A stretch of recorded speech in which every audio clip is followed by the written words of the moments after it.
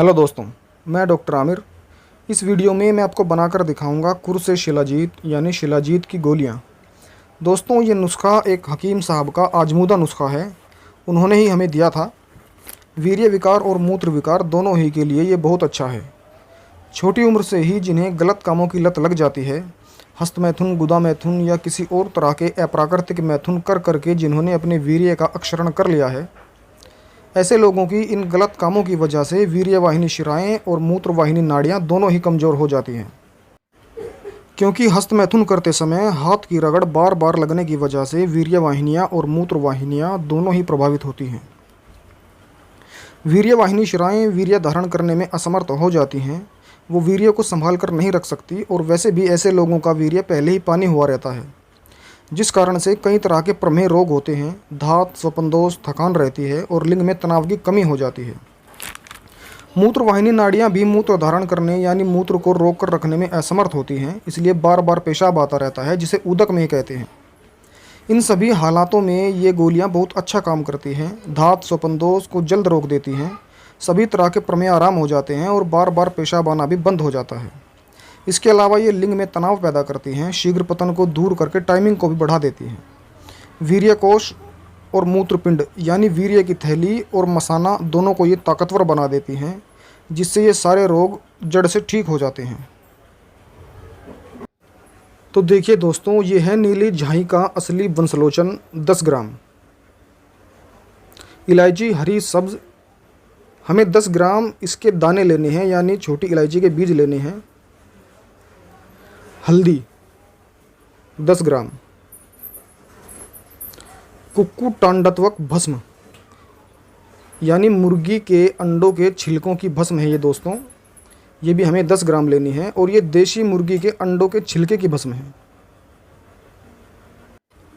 और ये त्रिवंग भस्म दोस्तों, त्रिवंग बंग यानी कलई, नाग यानी सीसा और यशद यानी जस्ता, तीनों धातुओं की एक जगह बनाई गई भस्म को कहते हैं।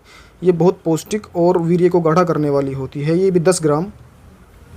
प्रवाल पिष्टी, प्रवाल समुद्र में पैदा होने वाला एक पौधा होता है, उसकी शाखाओं को प्रवाल कहते हैं। असली गुलाब जल में घुटी हुई प्रवाल पिष्टी 10 ग्राम। और यह है दोस्तों असली शिलाजीत। इन गोलियों की उत्तमता, शिलाजीत की उत्तमता यानी शिलाजीत कितनी असली है, इस बात पर ही निर्भर करती है। जितनी बेहतर और असली शिलाजीत होगी उतनी ही बेहतर ये गोलियां बनेगी। दोस्तों, ये शिलाजीत हमने शिलाजीत के पत्थर से खुद निकाला है। अगली किसी वीडियो में हम आपको शिलाजीत के पत्थर से शिलाजीत निकाल कर दिखाएंगे। शिला का अर्थ होता है पत्थर यानी पहाड़, और जीत का अर्थ होता है जीतने वाला। तो शिलाजीत का अर्थ हुआ पहाड़ों को जीतने वाला।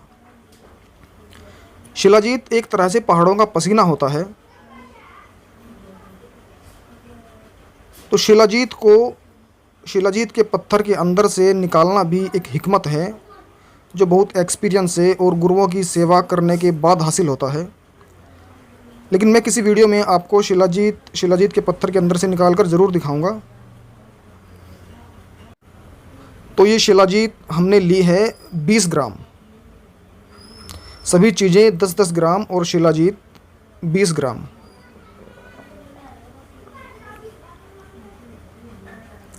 अब देखिए दोस्तों, सबसे पहले छोटी इलायची के दानों को निकाल लिया गया है, और दाने तोलकर 10 ग्राम लिए हैं। अब सबसे पहले इन दानों को बारीक पीस लेते हैं।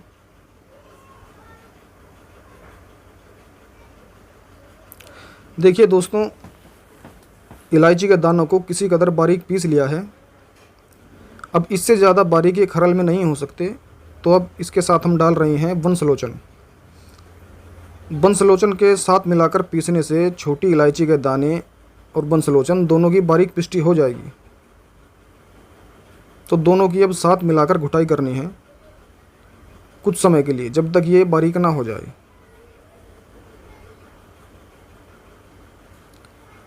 तो छोटी इलायची के दाने और वंशलोचन दोनों की बारीक पिष्टी हो गई है। अब तमाम दवाएं, तमाम भस्में और पिष्टियाँ इसके अंदर डाल देनी है। सबसे पहले ये कुक्कुटांडात्मक भस्म 10 ग्राम की मात्रा में जो हमने ली थी वो इसमें डाल रहे हैं। ये त्रिभंग भस्म,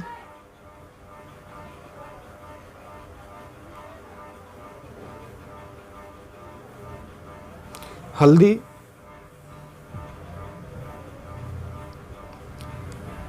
और सबसे अंत में ये परवाल पिष्टी। तो अब कम से कम 1 घंटे तक, जब तक ये बिल्कुल एक जान ना हो जाएं, इनकी खूब अच्छी तरह से घुटाई करनी है।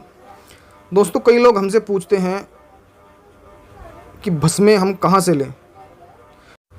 देखिए दोस्तों, हम जितनी भस्में इस्तेमाल करते हैं अपनी दवाइयों में, वो भस्में हम खुद ही बनाते हैं। आने वाले समय में हम सभी भस्मों को बनाने की विधि आपको दिखाएंगे। तो जो लोग हमसे पूछते हैं कि हम भस्में कहाँ से लें, तो मैं उन्हें बताना चाहता हूँ कि धूत पापेश्वर, बैद्यनाथ, डाबर या जंडू अच्छी कंपनियां हैं। इनमें से किसी भी कंपनी की भस्म लेकर आप डाल दीजिए, कोई दिक्कत नहीं है।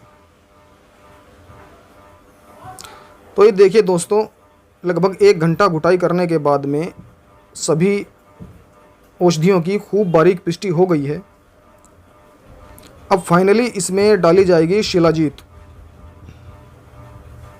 ये देखिए, पिष्टी सुरमे की तरह बारीक हो गई है और बस और ज़्यादा घुटाई करने की आवश्यकता नहीं है अब इसकी।